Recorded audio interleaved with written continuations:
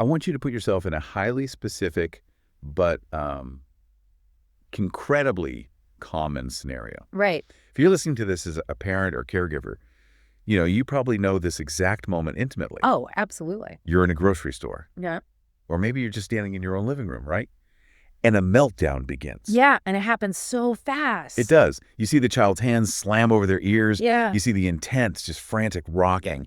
You hear the high-pitched vocalizations, the sudden lack of eye contact, and, well, the sheer, undeniable physical distress taking over their entire body. It's so visceral. Exactly. Now, I want you to take everything you've ever been taught by behavioral specialists, psychologists, or pediatricians about what is actually happening in that specific moment and just set it aside. Yeah, throw it out the window. Erase it completely. What if those meltdowns aren't behavioral choices? What if they aren't, psychological tantrums? Right. What if it's something entirely mechanical? Yes. Imagine for a second that the child in front of you is essentially a high-performance biological computer that is arcsing, redlining, and experiencing a literal physical SOS because the hardware is melting down. It completely shatters the lens we usually look through, doesn't it? I mean, we are so deeply conditioned by classical medicine to view these moments through a purely psychological or behavioral framework. We really are. We're taught to see a child who is, quote unquote, acting out, or someone who has a permanent deficit in coping skills. But when you strip away the behavioral psychology and you look exclusively at the sheer physics of the human nervous system, A totally different reality emerges. exactly, you aren't looking at a broken child. You're looking at an exquisite high-performance operating system that has been forcefully trapped in a hardware malfunction. It's a biological safe mode. And today we're taking a deep dive into a really controversial but frankly fascinating set of documents that proposes exactly that. It's incredible material. It really is.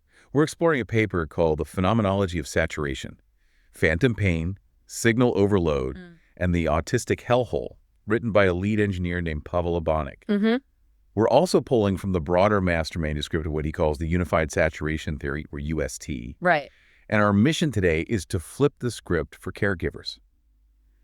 If you love a child navigating severe autism, we want to offer a perspective that shifts the burden of guilt off your shoulders and replaces it with a mechanical understanding. Which is so needed. It is. But before we get into the heavy engineering, what was the moment in reading this manuscript that really grabbed you? Because for me, it was the sheer empathy of treating the brain as hardware rather than like a broken personality. Yeah, for me, it was the validation it offers the caregiver. I mean, the source text demands a fundamental paradigm shift right out of the gate. It asks you, the listener, to start being a passive manager of symptoms and to step into the role of a lead engineer. Lead engineer, I love that. Right. It insists that you discard the psychological lens entirely. In this framework, the brain isn't some mystical repository of emotions. It's described mechanically as a network of coupled nonlinear oscillators. Okay, hold on. Network of coupled nonlinear oscillators. No, it's a mouthful. It sounds like something out of an advanced physics textbook, not something that helps me understand a child crying in the cereal aisle. You know? What does that actually mean in plain English? Let's break that down. Think of the brain as a massive, incredibly fast communication grid. Every single neuron, every support cell like astrocytes and microglia is a node on this grid. Okay. They are the oscillators. They are constantly vibrating, sending and receiving electrical pulses and chemical data. Classical medicine tends to treat the brain like a map of static countries. Like, here is the speech center, over there is the emotion center. Right, like totally separate regions. But systems engineering looks at it dynamically. It's a living power grid. For the system to be healthy, for a child to feel at peace, what the text calls achieving laminar flow, all of these oscillators have to be in perfect balance. They have to sync up. Exactly. When the system crashes and a meltdown happens, it's not because the child forgot their behavioral training. It's because the physical hardware has lost its dynamic equilibrium. The power grid is surging. I see. And this brings us to what the text calls the black box approach, which honestly I found incredibly relieving. Oh, absolutely. Because hearing that your child's neural grid is out of equilibrium is terrifying. Most of us don't have a PhD in neurophysics. How is a parent supposed to fix microscopic synapses? Well, the manuscript says you don't actually have to. Which is a huge relief. It's a massive relief valve for the pressure caregivers feel. In engineering, a black box is a system that is so complex you couldn't possibly map every single wire inside it. Right. But here's the secret. You don't need to know exactly what is happening inside the box to change how the box behaves.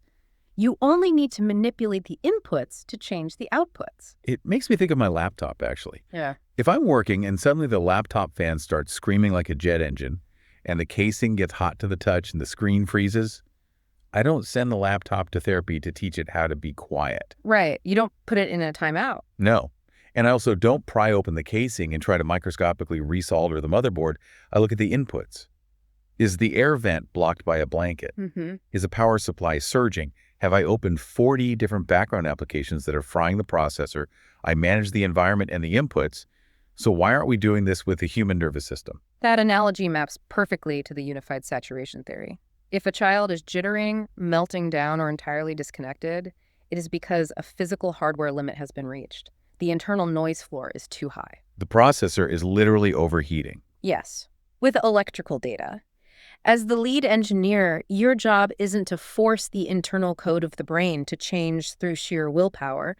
Your job is to adjust the external inputs, the diet, the environmental sensory load, the biochemical technical stack we'll talk about later. Right. And then you monitor the outputs. You watch their sleep quality. You watch the vocalizations. I want to just ground this for a second in the emotional reality of parenting.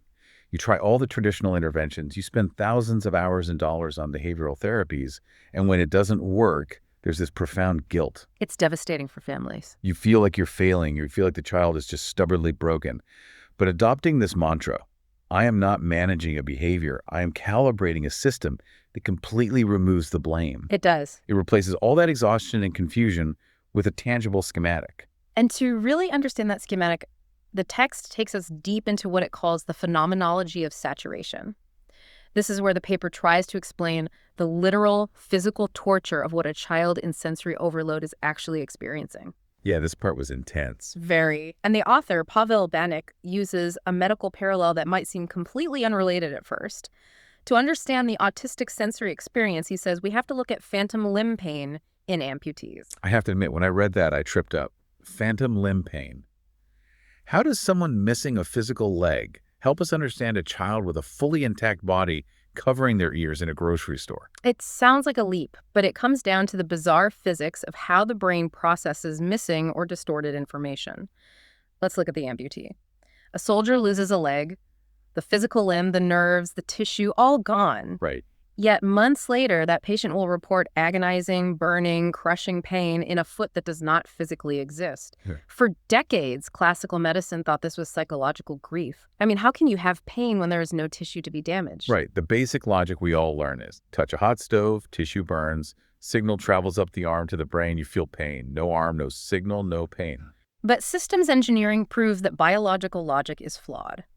The somatosensory cortex, the part of the brain that processes touch, has a hardwired receiver card calibrated to expect signals from that specific leg. Okay. When the leg is amputated, that input wire is severed. Medically, this is called deferentation. The receiver card in the brain is suddenly getting absolute zero signal. Okay, so the brain is sitting there, expecting a broadcast from the foot and getting total radio silence. How does that turn into burning agony? Because the brain does what any highly sensitive receiver does when it loses a signal. It activates its automatic gain control. Like a radio looking for a station. Exactly. It turns the input sensitivity, the volume knob, all the way up to maximum, desperately hunting for that missing carrier wave from the leg. And if there's no signal to find, what is it amplifying? It amplifies the baseline static. Inside all biological circuits, there is microscopic, random electrical static. Engineers call it thermal noise. Normally, you never feel it. Because the volume is low. Right. But when the brain turns its internal gain up to impossibly high levels, that microscopic static is amplified into a massive, chaotic, structured signal. Oh, wow. The brain's central processor receives this redlined, clipping electrical static, and this is the crucial breakthrough. The brain maps that clipping distortion as literal physical torture. Wait, so you're saying the brain takes random background static, turns the volume up so high that the circuit distorts, and the human experience of that internal distortion is physical agony. Pain isn't just damaged tissue. Pain is information. It is an emergent property of central signal processing.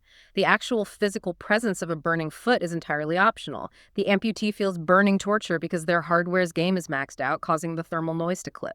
This is wild. Okay, so I understand how a missing input causes the gain to max out. But how does this map to the autistic child? They aren't missing limbs. Their sensory inputs are fully intact. It maps perfectly, but the mechanism is inverted. The amputee has no input, so the brain manually turns the gain up to max, creating pain out of static. According to the unified saturation theory, the severely autistic child has a brain where the hardware is already physically locked in a high-gain state due to a cellular malfunction. The volume knob is jammed at maximum across the entire sensory bus. The manuscript calls this the M1 microglial attack state. We need to unpack this carefully because this is the core of the whole theory. What is a microglial cell, and what is locking the volume at maximum? So microglia are essentially the security drones of the central nervous system. They patrol a brain looking for infections or damage. When they perceive a massive threat, they physically change shape and flip into what is known as the M1 attack state. Okay, and in that state, what do they do? In this defensive posture, they flood the area with inflammatory cytokines. One of the main ones is called TNF-alpha. And the text refers to TNF-alpha as the master gain knob. Yes. When TNF-alpha levels spike, the electrical sensitivity of the entire neural network skyrockets. The system becomes hypervigilant. It's like turning up the ISO on a camera until the picture is just grainy, blown-out white light. The network is pre-sensitized to an extreme degree. But it's not just the gain knob, right? The text also focuses heavily on a chemical called glutamate, which it calls the high bit. Glutamate is the primary excitatory neurotransmitter in the human brain.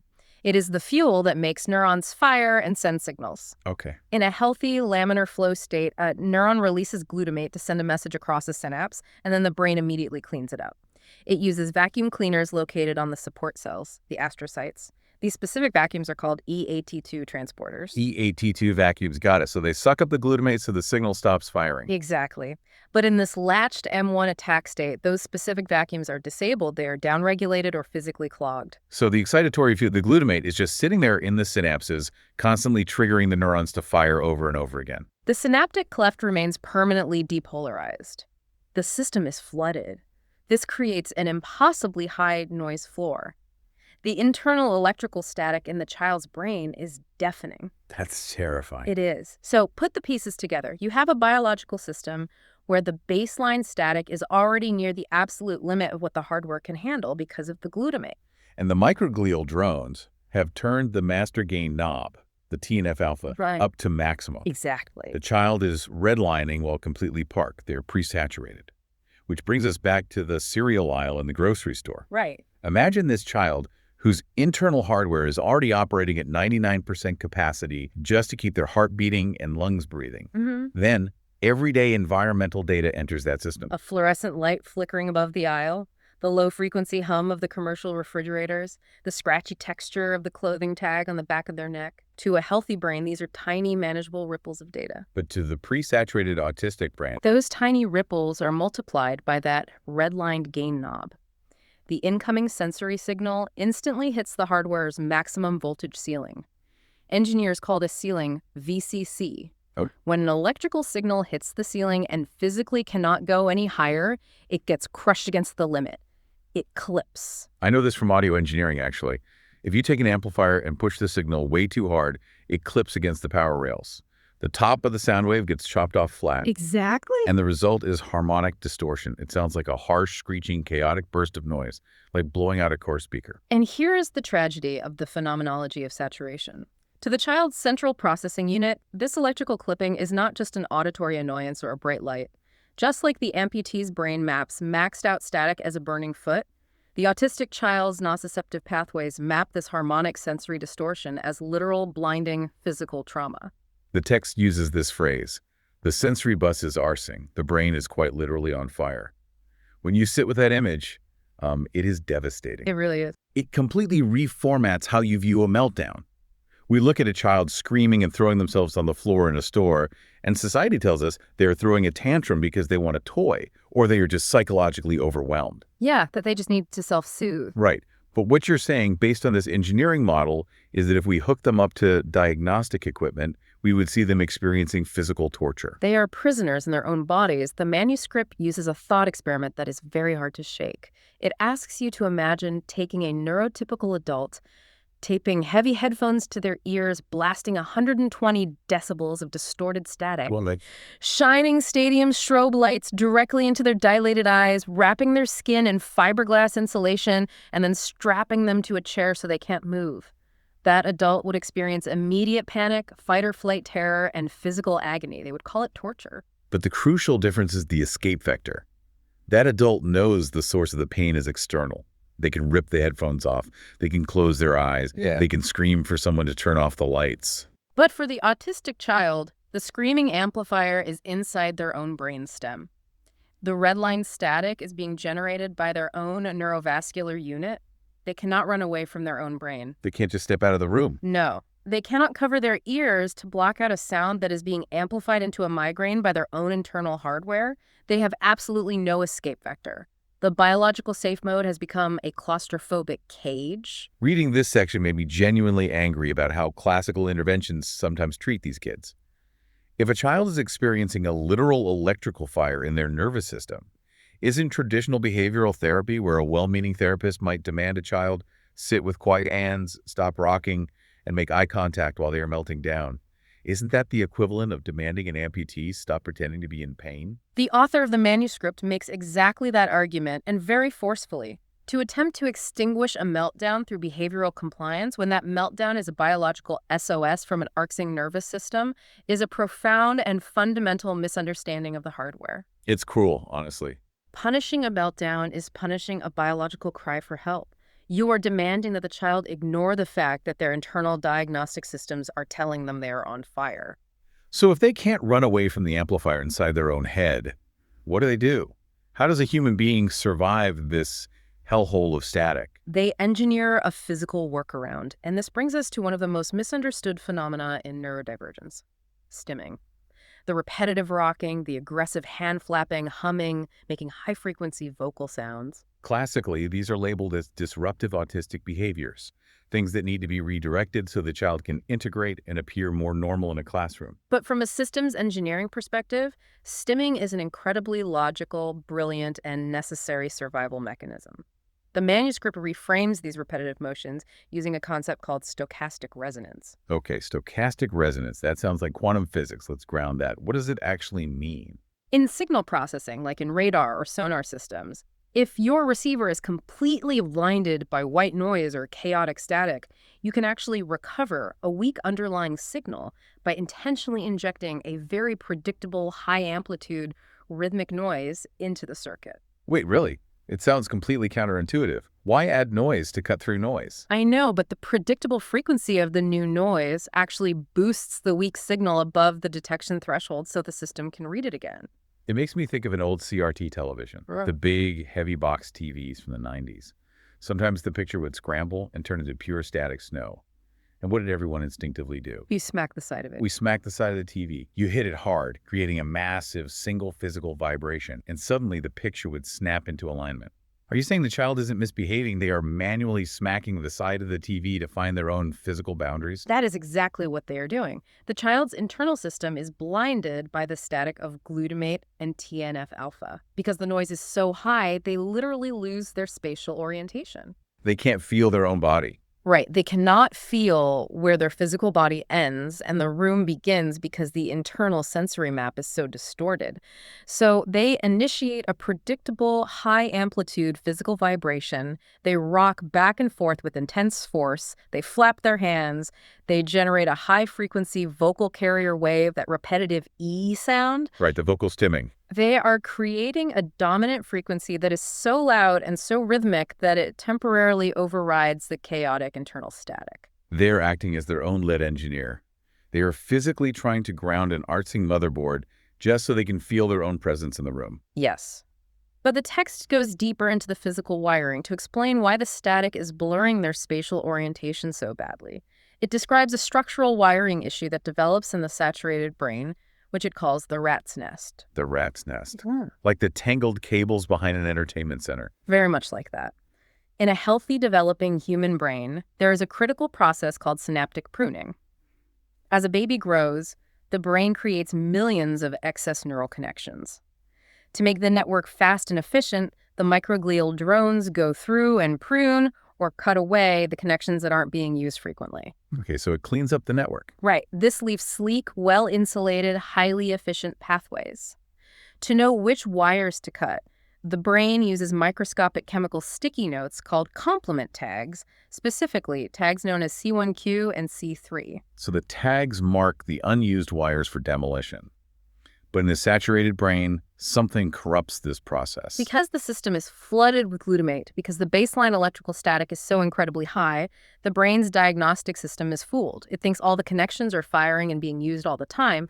The massive static masks the true unused connections. As a result, the C1q and C3 sticky notes aren't applied correctly. Synaptic pruning stalls out completely. So the obsolete connections are never cut away. Right. The brain becomes a dense, tangled, hyperconnected web of uninsulated, untrimmed wires, a literal rat's nest. And in electrical engineering, when you push high-voltage signals through densely packed, uninsulated wires, you get a phenomenon called inductive coupling. Which means the signals jump the tracks. A signal going down one wire magnetically bleeds over into the wire next to it. Precisely. This causes massive logic jitter. The data from the visual cortex bleeds over into the auditory cortex. The sensory inputs cross-contaminate. The hardware physically cannot isolate a single sensory input. That sounds like a nightmare. When the child hears a loud noise, it might trigger a burst of visual static or a tactile shock. This completely destroys their sensory orientation. This is why the stochastic resonance, the aggressive stimming, is a life-or-death necessity for them. It is the only way they can push a clean signal through the rat's nest without it getting lost in the crosstalk. This is a profound way to look at a human being. We've established that the brain is redlining, the gain is maxed out, the EAT2 vacuums are broken, the wiring is a rat's nest, and the child is experiencing physical pain, trying to ground themselves by smacking the side of the TV. Yes. But this begs a massive, unavoidable question.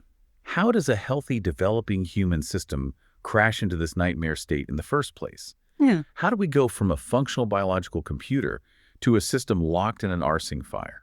To answer that, the source text provides a very specific mechanical model of a system crash. It details what it calls the physics of constructive interference. So I think it's important to pause here and set some guardrails for the listener. Definitely. The text we are analyzing dives into some highly debated territory regarding the triggers of neuroimmune cascades.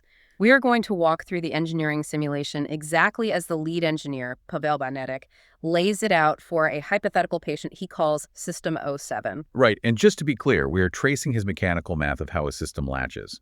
We aren't taking a stance on the broader medical or political debates. Exactly. We just want to understand the mechanics of the crash as proposed in this manuscript. I think that's the right approach. Let's just look at the schematic of the crash itself. How does System 07 latch into this state? The text emphasizes that it is never just one single bad variable. Right. A system as robust as the human brain doesn't crash from a single error. It requires a perfect storm. The simulation outlines a highly specific sequence of events: the primer, the impulse, and the latch. Let's start with the primer. Okay, so the text outlines that long before the major crash or regression occurs, the child system is already hovering on low alert. Meaning, the headroom, the safe operating space between their baseline function and that catastrophic voltage ceiling, is already significantly reduced. What causes that initial loss of headroom? The manuscript points to two underlying factors that prime the system. First, a compromised primary logistics hub, which is the gut microbiome. If a child has intestinal dysbiosis, perhaps fueled by highly processed diets or prior antibiotic use, the gut lining becomes permeable. Leaky gut. Right. It begins leaking endotoxins, specifically lipopolysaccharides or LPS, into the bloodstream. This dirty, inflammatory current crosses the blood-brain barrier and acts as a continuous, low-amplitude baseline static. It puts those microglial security drones on high alert, scanning the perimeter. So the alarm system is humming, but it hasn't fully tripped yet. What's the second factor? Latent viral loads. The text references incredibly common viruses like human herpes virus 6HHV6 or Epstein-Barr virus. These are viruses most of the population carries. But in this specific scenario, these viruses have crossed into the brain, integrated their DNA into the astrocyte cells, and are sitting completely dormant. They're like silence code waiting in the background. Exactly. So paint the picture of System 07 for me at this stage. You have a child who might seem perfectly fine, hitting their milestones, but internally they have a slightly leaky gut leaking LPS and a dormant virus sleeping in their brain's support cells. Their voltage headroom is sitting at maybe 60% capacity instead of 100%. They are primed for a crash. What is the event that pushes them over the edge? Next comes the impulse. In the simulation of System 07, the impulse event is modeled as an acute, massive immune challenge. The text specifically models this as a scheduled multi-antigen vaccine packet containing aluminum adjuvants designed to provoke a maximum immune response. So the scheduled immune challenge acts as the trigger event, according to this text. Yes. The text states that the systemic immune response to the adjuvants triggers an acute surge of pro-inflammatory cytokines, specifically a massive spike in interleukin-6 and our old friend TNF-alpha. Mechanically, this acts as a high-energy transient wave, a sudden, massive voltage spike on the neural bus. And this is where the physics of constructive interference comes into play. Exactly. Constructive interference is a physics principle where two distinct waves meet, and their amplitudes add together to create a much larger wave. In System 07, you have the pre-existing baseline noise from the leaky gut. You have the dormant viral code destabilizing the cells. And now you add this sudden, massive, high-energy cytokine wave from the immune impulse. These waves collide. They combine to create what the text dramatically calls the monster wave. This combined additive peak is so astronomically large that it instantly breaches the microglial switching threshold.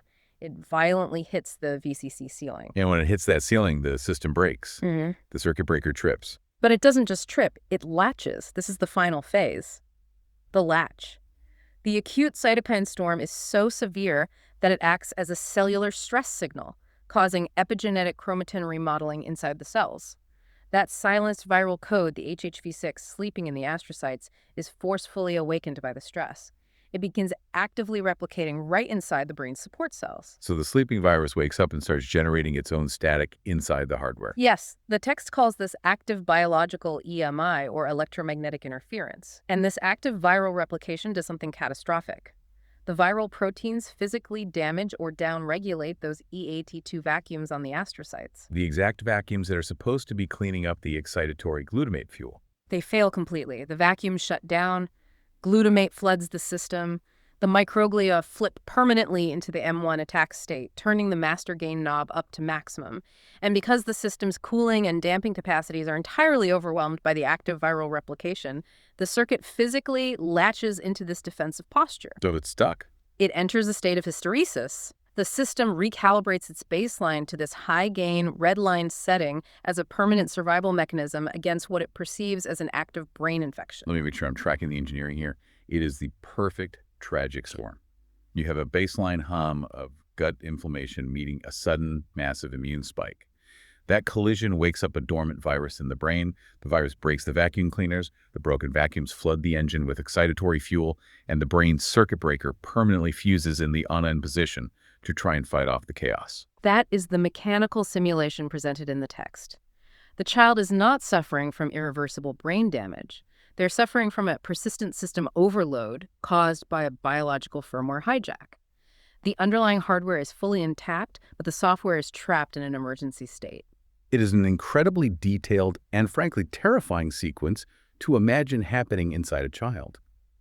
But the manuscript doesn't just talk about systems that are redlining and clipping. There is another clinical presentation in the text, a completely different failure mode that I think is going to resonate deeply with caregivers of children who don't fit that classic screaming meltdown profile. You're referring to Chapter 3.5, which introduces the inverse failure mode. If the first scenario we discussed is signal saturation, a high-gain failure resulting in arcing pain, this second scenario is signal attenuation. It is a low-gain failure. The text refers to it as a logic brownout. Let's explore this. We've spent so much time talking about the gain knob being jammed at maximum. What happens mechanically when the gain is turned all the way down to zero? In the saturated brain, the system is redlined by glutamate, the excitatory high bit. In the attenuated brain, the system responds to the monster wave differently. Instead of fighting it with inflammation, the system is floored by an overactive inhibitory bus. It uses a neurotransmitter called GABA. GABA is essentially the chemical brake pedal of the brain. Precisely. In this state, the hardware's brake pedal is pinned to the floorboard. The system's damping ratio is set incredibly high. Every incoming packet of environmental data, every visual cue, every sound, every attempt at social interaction by a parent is immediately muffled and suppressed by this heavy inhibitory blanket before it can ever propagate through the neural network. So the environmental data never even gets close to the ceiling. It never clips or causes pain. Never. The text points out that because the system is operating down near the ground floor, the baseline G&D level, the child does not feel the burning pain of the grocery store lights. The hardware is actively dampening those signals into non-existence. So what does the telemetry look like for this child? What does the parent see? The diagnostic hallmark is what clinicians might call autism without sensory overload. The child manifests as severely under-responsive. They might appear to be far away or locked inside their own mind. They are often very slow to respond to their own name. They exhibit massive processing latency. Like a delay. Yeah, it might take 10 or 15 seconds for a simple question to register, process through the heavy damping blanket, and for an answer to be formulated. So if the first child's brain is a sports car engine redlining at 8,000 RPMs while parked in the driveway, the second child's brain is a car stuck in limp mode, barely getting enough fuel to keep the engine idling. That's a great way to visualize it. It is a signal-to-noise ratio failure, but in the opposite direction. The incoming signal is simply too weak to be detected against the massive baseline damping.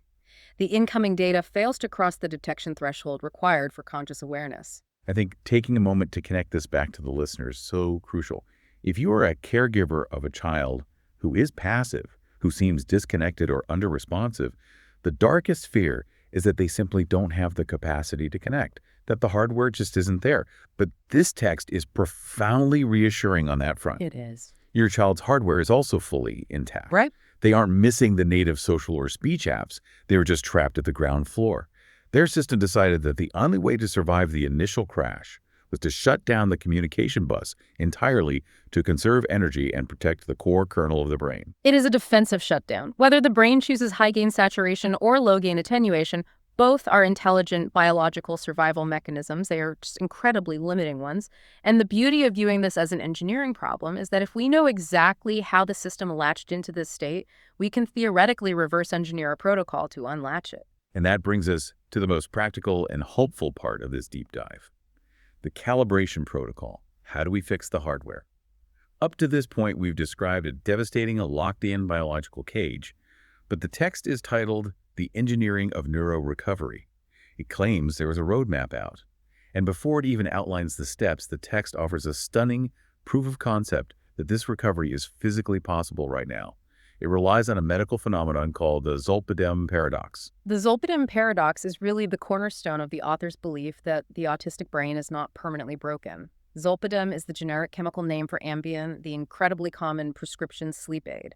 It is a powerful sedative, and its primary mechanism of action is to heavily increase the inhibitory GABA signal in the brain. It artificially pushes on the brake pedal, it turns down the gain. Yes. In a neurotypical person, taking Zolpidem puts you straight to sleep. But over the last decade, physicians have observed a bizarre, seemingly impossible paradox. If you give Zolpidem to certain brain-injured, locked-in, or severely catatonic patients, instead of putting them into a deeper sleep, they paradoxically wake up. Wait, really? Yeah, patients who haven't spoken in years suddenly begin talking, interacting, and moving normally for a few hours until the drug metabolizes and wears off. A heavy sedative wakes a catatonic person up. That makes zero sense in classical neurology. It defies the core logic of the drug. But in systems engineering, it makes perfect mathematical sense. These patients are locked in a state of extreme signal saturation. Their brains are redlining at 100% capacity, just dealing with internal static. When you give them Zolpidem, it acts as a temporary signal pad. It artificially suppresses the global noise floor. Oh, I see. And for the first time in years, the underlying native logic of the brain, the person's actual thoughts and personality, is no longer clipping against the ceiling. The true signal can finally emerge from the deafening static. Wow. It is literal proof that the personality, the speech centers, the cognitive ability, it is all still in there, perfectly preserved. It hasn't degraded. It's just buried under an avalanche of electrical noise. The hardware is fine. The native operating system is fine. As the text argues, we do not teach the brain to be healthy. We lower the noise until its inherent logic locked by the latch finally emerges. Okay, so if the Zolpidem paradox proves that manually lowering the noise floor works temporarily, what is the NRE, the Neurorecovery Engineering Roadmap, for doing it permanently without relying on sedatives? The text breaks it down into 4 distinct phases. Let's walk through them in detail. Step 1, grounding and cooling. Step 1 is the triage phase. It is about stopping the immediate electrical fire and expanding the voltage headroom so the system doesn't trip again. We have to limit the arcing current and physically cool the processor. The text advises deploying a specific biochemical technical stack. First, maximizing something called inositol. The signal pad. How does that work mechanically? Inositol is a naturally occurring sugar alcohol that acts as an intracellular current limiter. It helps regulate the massive calcium surges inside the cells that are driving the excitotoxicity and the meltdowns. It acts as a biological shock absorber. It is the closest natural equivalent to turning down the volume without using heavy pharmaceuticals that carry massive side effects. And what about cooling the system? The coolant in the protocol is the NAC shield. NAC stands for N-acetylcysteine. When the viral code is actively replicating in the astrocytes, it generates massive oxidative stress. Think of it as intense metabolic heat. The processor is literally overheating. NAC replenishes a master antioxidant called glutathione, which acts as a metabolic heat sink. It absorbs the thermal exhaust so the delicate neural structures don't melt down. And the text also emphasizes establishing a ground. It mentions the glycine G&D to stabilize the voltage across the neural bus. So in step 1, we are padding the signals, absorbing the heat, and grounding the erratic circuitry. We are stopping the bleeding. Once the telemetry stabilizes, what is step 2? Step 2 is unclogging the vacuum. Remember, the core driver of the high-gain state is that the EAAT2 vacuums on the astrocytes are broken, leaving excitatory glutamate to flood the synapses. The text theorizes that these astrocyte vacuums often become physically jammed with inorganic electromagnetic interference, specifically the aluminum adjuvants from the initial impulse event. The heavy metal debris from the monster wave crash is still lodged in the hardware. Correct. To clear this debris, the protocol calls for titrating high silica water, specifically something called orthosilicic acid, or OSA. Silica has a highly unique chemical affinity to chelate or tightly bind to aluminum. It acts as a chemical magnet to pull the physical debris out of the vacuum filter. Exactly. By safely binding and flushing out the inorganic EMI through the kidneys, the EAAT2 vacuums can finally unclog and come back online. The moment those vacuums start working again, the brain can finally begin aggressively draining the excess glutamate out of the system. The security alarm stops ringing quite so loudly, and the baseline noise floor begins to drop significantly. Okay, so we've cooled the engine down, and we've managed to turn the glutamate vacuums back on. But earlier you said the security drones, the microglia, are physically locked in an attack state. Cooling the system doesn't pick the lock. How do we physically force those drones to stand down? This brings us to step 3, the molecular crowbar. This sounds incredibly intense, the level 2 override. This is arguably the most radical and fascinating biochemical hack in the entire manuscript. The text explains that the reason the microglia are locked in the M1 attack state is because viral glycoprotein fragments and autoimmune antibodies physically bind to and block specific receptors on the surface of the microglia. These are called the alpha-7 nicotinic acetylcholine receptors. Let me make sure I have this right. There is literal physical debris, like a broken-off key wedged into the keyholes of the security drones, forcing them to stay in the attack posture permanently. Yes, that is the exact mechanism of the latch. To fix this, you need a new key that fits that exact alpha-7 keyhole, but it must have a much stronger binding affinity than the viral debris that is currently stuck in there. The manuscript suggests deploying a low-dose nicotine transdermal patch. Hold on. You are telling me a nicotine patch, the exact same thing adults buy at the pharmacy to quit smoking cigarettes, is being used to reset brain inflammation in a child? That sounds crazy and frankly dangerous. Nicotine is a stimulant. How does that not just agitate the child and make the redlining worse? It is deeply counterintuitive, which is why it requires such precision. You are right, systemic nicotine is a stimulant. But at a highly controlled, very low transdermal dose, introduced only after the system has been cooled and shielded in step 1 and 2, nicotine has an incredibly high specific binding affinity for those alpha-7 receptors. It acts as a molecular crowbar. Because it wants to bind to that receptor so badly, it physically pries the viral debris out of the lock and takes its place. It forces the jammed key out of the lock? And what happens when the nicotine successfully binds to the alpha-7 receptor? It initiates a logic flip. The binding of nicotine to that newly cleared receptor sends an immediate hardwired biological escop command directly to the microglia's cytokine production factory. It physically forces the drone to drop its weapons, stop producing TNF-alpha, and flip from the M1 attack state back to the M2 maintenance state. The latch is broken. The circuit breaker is manually reset. That is astonishing. And that naturally leads to the final stage, step 4, re-imaging. Yes. Once the microglia are flipped back to the peaceful M2 state and the electrical static finally clears, the biological system can finally begin to heal itself. The M2 drones return to their original intended job, which is maintenance and repair. Because the static is gone, they can finally read those C1Q and C3 complement tags clearly. They begin the long-delayed process of synaptic pruning. They start manually clearing out the rat's nest. They trim away the unoptimized, chaotic connections that were causing the crosstalk. And simultaneously, the protocol shifts to supporting structural insulation. Using high doses of choline and DHA omega fatty acids, the system begins repairing the thinned myelin sheaths around the nerves. The inductive coupling stops. The logic jitter fades away. The hardware slowly transitions from turbulent saturation back to laminar flow. It's an incredibly elegant engineering roadmap. But as a parent listening to this, I'm tracking with the idea of a molecular crowbar, but it's terrifying to think about manually manipulating my child's neuroimmune system. Does the text talk about the risks of getting this wrong? What is the metric for success here? How do I know when to move from step 1 to step 2, or when it's safe to apply a nicotine patch? The text is exceptionally strict on this point. The lead engineer must not rush the reboot. You monitor the physical telemetry outputs. We are not looking for magical, overnight psychological breakthroughs. We are looking for systemic hardware stabilization. Are the child's sleep cycles regulating? Are they sleeping through the night without a 3 a.m. cortisol and data spike? Is their stool form normalizing, which proves the gut logistics hub is finally sealing? Is their thermal noise dropping, meaning fewer unexplained rashes, red ears, or low-grade fevers? You are looking for tangible bodily proof that the biological engine is cooling down before you push it any further. Exactly. The warning in the manuscript is stark. If you initiate a flush or try to force a microglial reset before the system has expanded its cooling capacity and established a functional electrical ground, you will cause a massive system trip. You will make the meltdown worse. You have to let the hardware cool. The speed of recovery is limited entirely by the biological system's ability to safely dissipate heat and exhaust. We stay in the calibration phase, holding steady, until the telemetry proves the system is stable. It's a marathon, not a sprint. But for the first time, the destination is clearly defined, and the map makes mechanical sense.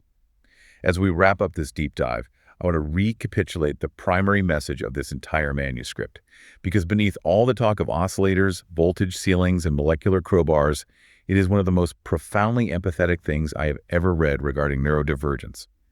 We aren't giving a child speech. We aren't training them how to have a personality or social skills. No. The manuscript states plainly, we aren't giving the child speech, we are removing the static so the native speech app can finally be heard. The native operating system is already perfectly installed.